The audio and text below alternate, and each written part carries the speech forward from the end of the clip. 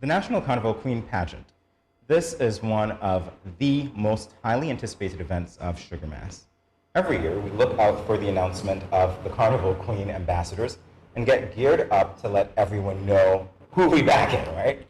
Over the past 2 weeks, we here at Good Morning SKN have had the honor of featuring two of the former contestants from this exciting pageant, which was originally called Miss St. Kitts and Nevis. We had Miss Haley Cassius, the 1987 to 89 Miss St. Kitts and Nevis, and also Miss Pamela Wall, the first runner-up of the, get this, 1959 pageant. Today we have a special treat for our viewers. We will be featuring a mother and daughter, dare I say duo, who were both, yes, you heard that right, both winners of this pageant. Allow me to introduce you to Miss St. Kitts and Nevis of 1974 and 75, although I find that hard to believe, Mrs. Jennifer Evelyn Howell, and her daughter, the National Carnival Queen of 2005, Mrs. Genelle Lake. Welcome to both of you. Good morning. All right, so lots of talking points this morning, starting with the fact that royalty seems to be hereditary of some sort. When you think about what happened when you entered the pageant and seeing your daughter enter the pageant, was there something that you discussed by way of maybe, Genelle, this is a good thing to do, or anything like that? Let me jump in here by saying, my dear mother never imagined that I would be following in her footsteps. So when she was recruited to enter the National Carnival Queen pageant by Miss Agnes Garrett, right? She was recruited because, you know, she fit the mold and she was, she was the epitome of everything that a queen should be, you know? She still is. And she still is. And then I come along and I'm nothing like that in my youth. I mean, I am into sports, I skin my knees, I climb trees, I get into trouble. We won't go into the rest, but we won't go into the details. But needless to say, my entering the pageant came as a shock to everyone. So it wasn't discussed, it wasn't planned. It was entirely unscripted, unplanned, a curiosity of my own making, and it turned out to be something really, really successful. But it was not as orchestrated as people might think. In fact, when I came to say, you know, Mommy, Daddy, I am doing this, they were like, what? No, you're not. Nonsense. And I just brushed it off, you know? Until one morning she said, Mommy, there's a photo shoot taking place here today. And I said, what? And before I could get used to the idea that my furniture was being moved around, and I thought, is she serious? Yeah. So up until that point, you didn't think that she was serious? Not. No. So it really was unscripted and off the cuff, and as much as there was royalty in the pedigree, it wasn't in the plan. Royalty in the pedigree, but not in the plan. Right. So, I mean, I saw your daughter outside, and she has it in the blood. She does. Do you see that for her? I mean, we're not going to, determine what she's going to do with her life. She may want to do something completely different, but can you envision it? I definitely can. In fact, my two daughters, Ashley, my eldest daughter, and Briella, they both have the queenliness in them quite naturally, you know, and unlike me, they have it like Mommy does. And, so they definitely have it, and so they could easily walk those steps if they wanted to. Have they shown interest? No. No? Okay. Not yet. I see interest for them. I see interest. Yeah. I see it for them. That's interesting. I can't believe that your experience was like that when you shocked your mother by following in her footsteps. Most parents would say, you know what, you can follow in my footsteps, that's fine. Why was there shock value for you? Because the way she grew up, you know, being as she said, a tomboy. I mean, Genelle had Timberlands and every color. Yes, in every color. Remember we said we weren't going into the details.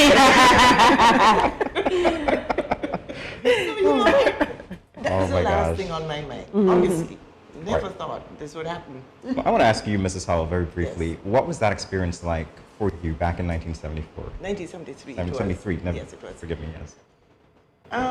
I did it because my parents thought, you know, that's a good idea. They were asked and they said, yes, sure, let her go.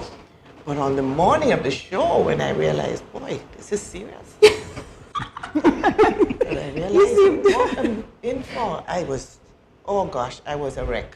Oh, yeah? I was. What?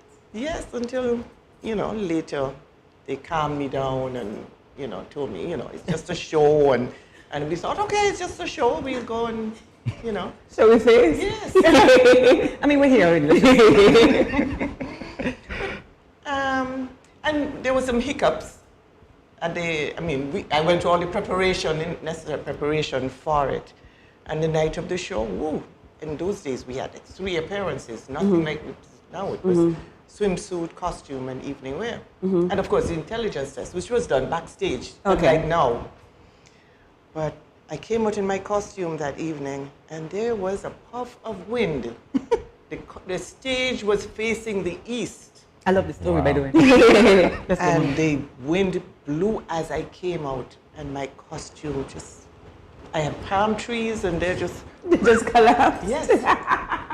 And I made a nice exit from the stage, and I thought, well, okay, this is part of the fun. Yes, I thought, this is it.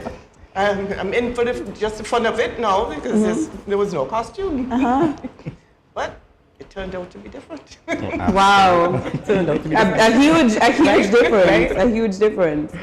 So you didn't get to model the costume at all? No, I came out. In those days, we had a big door, and they opened the door, and we had elaborate costumes in those days, nothing like they have now. Yeah.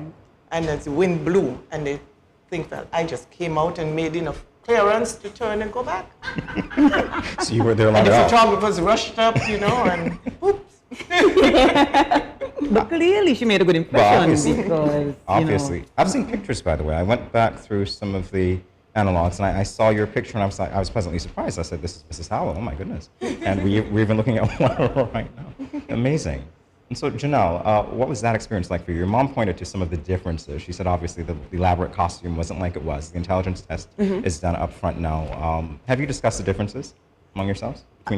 Not at length that way. It sounds like much of the same, with the exception of what she just highlighted with the interview being done backstage. I think we do more, at least in the time when I entered the pageant, and I see some of it now, there are more public appearances leading up to the show. And so you get dressed up, you sash up, you and the girls go out and you visit various places, you go to various events, especially carnival events in the run-up to the show. I think that might be the most significant difference. Yes, Yeah. it is. So I think in your time it was just the show. Just the show. You prepped and then you came on stage on the night of the show, whereas in the more modern era, I should not have said that. I didn't mean it. But certainly in present day, the run-up entails a lot more. There's a lot more rigor. You have a lot more appearances to make. Right. In fact, when you get to the night of the show, I mean, Mimi, I don't know what your You're experience tired. was like. You're really, really tired. Yes. On the night of the show, Exhausted. you are really tired. But I think, certainly for me, on the night of the show, as much as I was exhausted, I felt like I had done enough prep that I wanted to put it on display. It went from being a curiosity, like, oh, this seems like something fun to do. It's going to be really, really good. A really fun way to spend the carnival season this year. It became something that I was very seriously pursuing, and I really wanted to put the product that I had worked on so passionately on stage on the night of the show. And despite the tiredness, despite all of the challenges that you face up until that moment, I was ready. I mean, I remember your sister Jackie telling me about some story about you drinking a lot of Red Bull. Girl, like working out. yeah. It was really just to get through those tired moments, because I don't even. We don't have enough time. We don't have enough time to go through all of the rigor. I mean, it is. You work out every day. You work. I also worked. So between the working out early at mornings, the work during the work day, and then the after hours Queen show events and practices. I mean, I felt really burnt out.